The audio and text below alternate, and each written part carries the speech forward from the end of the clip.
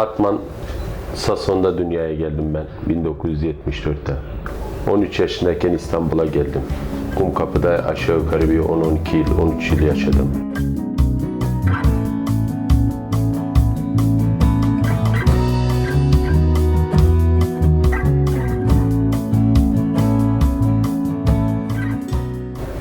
Yaşındayken bu içi boş heykele girdim. Çoğu meslektaşım bana güldüler işte.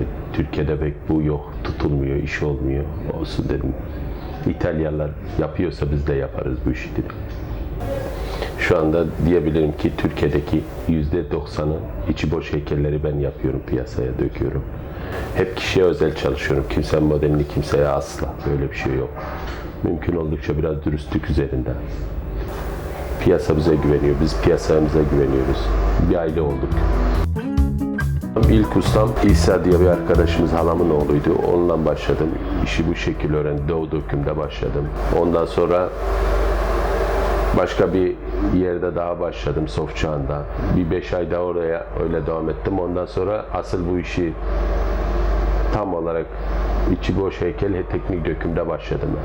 Teknik dökümde de sağ olsun Cemal abi bana göre bu Türkiye'de heykeli dikilmesi gereken insanlardan biridir çünkü. Bugün kuyumculuğun bu hale gelmesinin, yani bu kadar ilerleyemesinin tek yegane sebebi de odur. Daha önce dökümü pek Türkiye'de bu kadar profesyonel bir şekilde dökülmüyordu. Onun İtalya'dan makine getirip ve Türkiye'de makine üretmeye başlamasıyla başladı bu kadar hızlı döküm.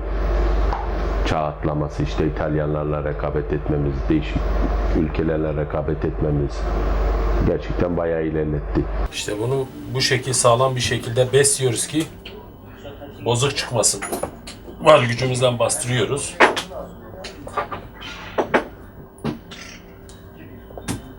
Çünkü az bir şey eksik gelse bu kapçuyu kahana kalıbı ezmiş oluruz.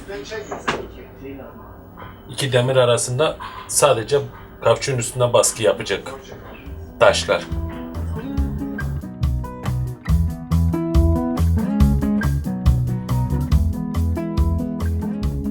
Gümüş ve sanatları şu anda Türkiye'de gerçekten çok ve çok zor durumda. Can çekişiyor diyebilirim. Eğer devlet şu anda el atmazsa, koruma altına almazsalar bu gümüş ve sanatları mesleğini, şu anda tahmin ediyorum ki en fazla ömür biçeceğim 15-20 yıldır. Çünkü şu anda en ufak ustalar dahil emekli olmak üzereler. Herkes emekliliğini bekliyor ve hepsi de işi bırakmayı düşünüyorlar. Emekli olduktan sonra çekilecekler kenara. Arkadan bu mesleği sürdürecek gençlik yetişmiyor.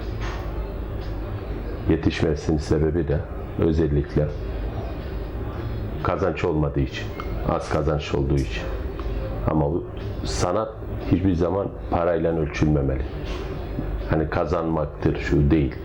Sanat yaşatılmalı diye düşünüyorum. Bugün Roma'daki o duvarları, eski binaları, o tarihi süsleyen bütün heykeller 1050 yıl önce hepsi tamamen şu çarşının etrafında üretilmiş parçalar. Ta o dönemlerde bile bu meslek vardı burada.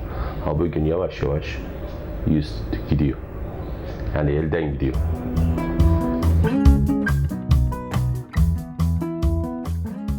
Şimdi yarın öbür gün öyle bir şey olacak ki, işte bir örnek söyleyeyim, bir gümüş iplik bile bu piyasada üretilmeyecek. Çünkü bu ustalar hepsi yavaş yavaş gidiyor. Bunlar takım halindeler. Kalkmacısından tut, telcisinden tut, ocakçısından tut, dökümcüsünden tut, silindirinden tut. Bunlar takım halinde. Sıvamacısından tut. Birisi olmazsa olmazlardandır. Bunlar hepsi olmalı. Çünkü fabrika şeklinde bu iş üretilmiyor. Tamamen ufak atölyelerde iyi ustaların el emeğiyle bu işler üretiliyor.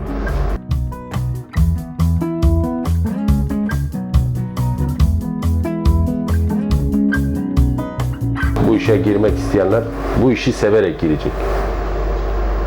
Kabiliyeti olacak, sabırlı olacak. Ondan sonra çok iyi bir usta olup çıkar.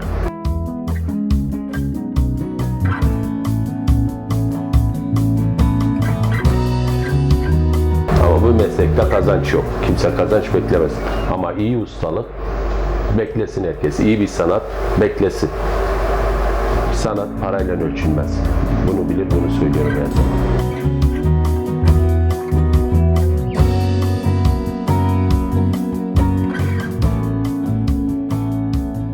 Kesim yapıldıktan sonra mumlar bu şekilde basılıyor. Basıldıktan sonra bunları derece şeklinde böyle bu şekil diziyoruz.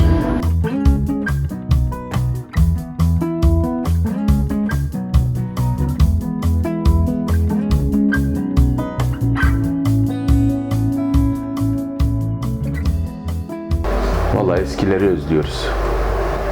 İnanın eskileri çok arıyoruz. Çünkü eskiden çarşıda her şey iki dudak arasıydı. Çıkmış mıydı bitti, söz, senet. Yani şu anda o yok işte. Esnaflar birbirlerine güvenmelidir.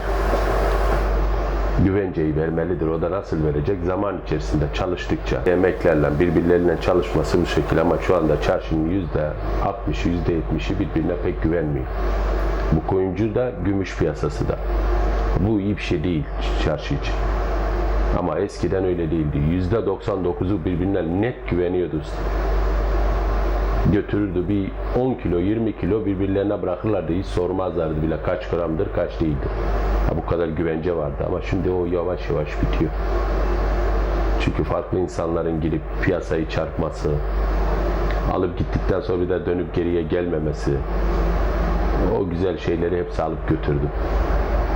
Bu da büyük kayıp bana göre piyasa için.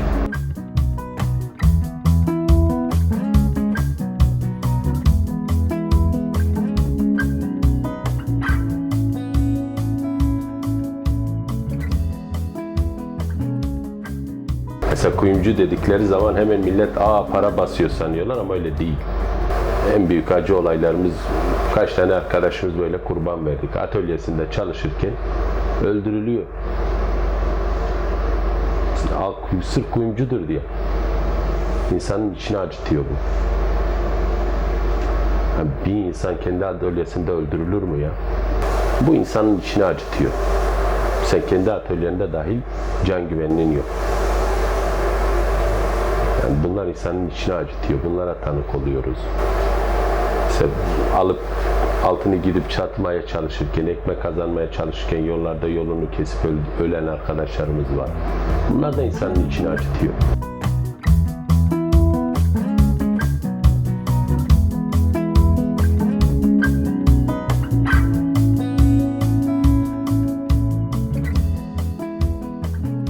Şimdi bu iş mesela örnek bir heykel yapılması için kil kullanılır. Kilden kalıp yapılır. Örnek onu Zetapulus ve de sıvı bu heykeltıraşçıların kullandığı silikon, ondan alıp bir tane daha mum döküyoruz orada.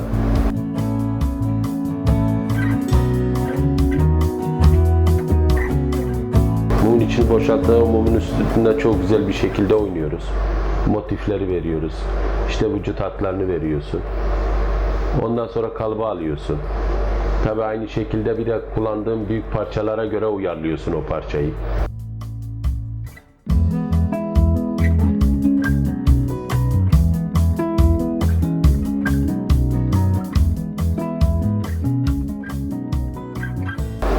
Örnek bazı güzel antika parçalar oluyor. Adam evine koymuş yıllarca, diyor ki ben bunun yeni tekrar aynısını bir tane alıp koymak istiyorum. Adam onu çünkü antika artık alıp kullanamıyor. Ama çok hoşuna gidiyor, aynısını orada görmek istiyor.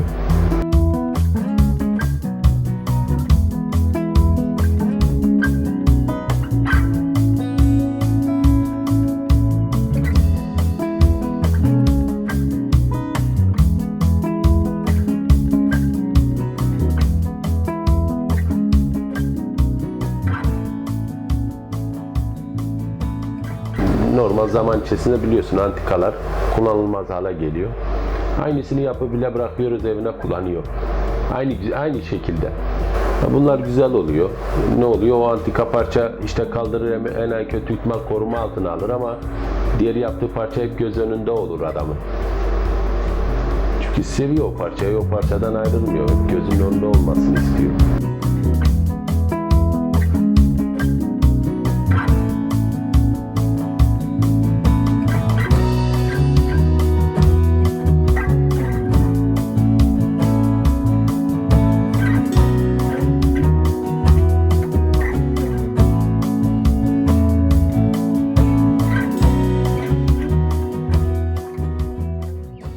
göre tüm yetenekli insanların el sanatlarına yönlendirilmek lazım.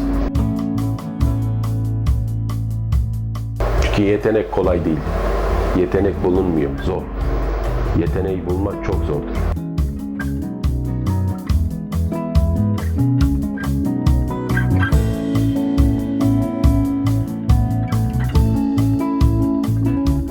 Şu anda 1100 derecede şu anda sıcaklık bu madende.